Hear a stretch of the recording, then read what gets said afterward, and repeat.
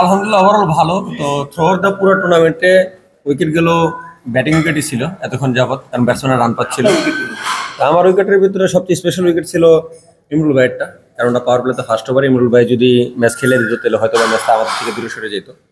তো আমার হিসেবে ইমরুল ভাই। মানে আমি জানতে চেয়েছিলাম ভ্যারিয়েশন কি কি ছিল, কোন উইকেটে কোন ভ্যারিয়েশন করেছে? ইমরুল ভাইয়ের সময় ক্যারাম ছিল, তারপরে মিঠুন ভাইয়ের সময় ওটাও ক্যারাম ছিল, আর তামিমের সময় অফিস মিলছে।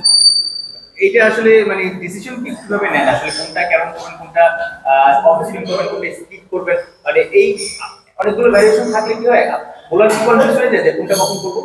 হ্যাঁ, অবশ্যই এই কনফিউশনটা তো একটু থাকেই যে আসলে কোন সময় কোনটা করবো বা ব্যাটসম্যান কোনটা চাচ্ছে, এর উপরে নির্ভর করে। তো ওভারঅল ম্যাচ সিচুয়েশন অনুযায়ী এটা আসলে ডিসাইডেড হয়, বা ফিল্ডার অনুযায়ী যে আসলে আমি কি করতে চাচ্ছি, ব্যাটসম্যানকে কোন দিকে খেলাতে চাচ্ছি, ওই অনুযায়ী আর এটা। কিপারের কি অবস্থা হয়, কিপার বুঝে কিভাবে? না না, ইজি, এটা বোঝা একেবারে ইজি, কারণ এই লেভেলে একটা উইকেট কিপার এমন না যে ধোকা খেয়ে যাবে, কিপার তো অনেক দূর থেকে দেখে। তো এটা কিপারের জন্য ইজি, অতটা কষ্ট কঠিন না। আমরাই তো সবশেষ ওডিআই সিরিজ আফগানিস্তানের গাজানফার খুব ভালো বোলিং করেছে। আপনি এই যে যারা ইন্টারন্যাশনাল ক্রিকেটের মিস্ট্রিয়াস স্পিনার আছে তাদের বোলিং দেখেন, তারা হাতের কাজটা যেভাবে করে, তারা ব্যাটসম্যানকে রিড করে। না, অবশ্যই তা তো দেখাই লাগে, কারণ যদি এগুলো না দেখি তো আমি শিখতে পারবো না, কারণ এমন না যে এটাই আমার শেখার শেষ। তো সামনে যত দেখবো তত শিখবো। তো সবার বোলিংই দেখি কে কিরকম করে, বা কত পেসে বোলিং করে, বা কিরকম ভেরিয়েশন করার চেষ্টা করে। আপনার বৈচিত্র্য কি এসেছে, নতুন কোনো অস্ত্র এসেছে আপনার বোলিং এ? না, ওইরকম নতুন কিছু আসেনি তো, যেগুলো আগে ছিল তো ওইরকমই করার চেষ্টা করতেছি। তো এই আর কি। না, এটা অবশ্যই এই টুর্নামেন্টটা অনেকদিন যাবতই এটা আমরা চাচ্ছিলাম যে আসলে বিপিএল এর বাইরেও একটা টুর্নামেন্ট হোক, যেখানে লোকাল প্লেয়াররা নিজেরা ব্যাটিং করার বোলিং করার সুযোগ পাবে। কারণ যখন বিপিএলটা হয় ম্যাক্সিমাম পাওয়ার প্লেতে আপনার ফরেনার কেউ বোলিং করে, বা ডেট ওভারে ফরেনার কেউ ব্যাটিং করে। তো এটা আসলে আমরা না পাওয়ার প্লেতে বোলিং শিখতে পারি, না ডেট ওভারে ব্যাটিং শিখতে পারি। তো এই টুর্নামেন্টটা আমাদের জন্য খুবই একটা জরুরি, আর আমাদের ব্যাটসম্যান এটা বারবারই এখন প্রুভ করতেছে।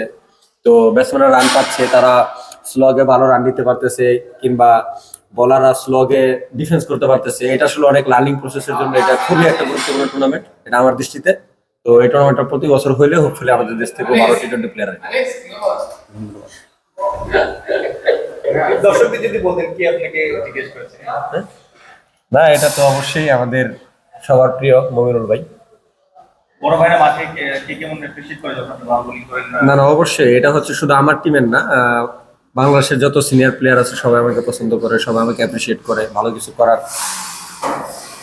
না, দর্শক হচ্ছে না, এটা আসলে প্রথমবারই শুরু হচ্ছে, হয়তোবা এটা সম্পর্কে মানুষ ওইভাবে অবগত নাই, কিন্তু এটা খুব শুরু হওয়ার পর থেকে অনেকটা সাড়া পাচ্ছে। তো হোপফুলি এই বছর না হইলেও নেক্সট ইয়ার থেকে দর্শক আসবে। সবচেয়ে কোন ভেন্যু আপনার প্রিয় বাংলাদেশে? সিলেটে আসলে কেমন লাগে? না, অবশ্যই বাংলাদেশের প্রতিটা ভেন্যুই আমার কাছে প্রিয়, কারণ এটা যেহেতু বাংলাদেশে।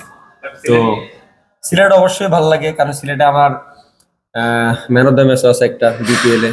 আবার সিলেট একটু খারাপও লাগে, কারণ সিলেট থেকে একবার আমি ইনজুরিতে পড়ছিলাম। তো ওভারঅল সব ভেন্যুই ভালো লাগে অনেস্টলি। Thank you. আসসালামু আলাইকুম। Thank you.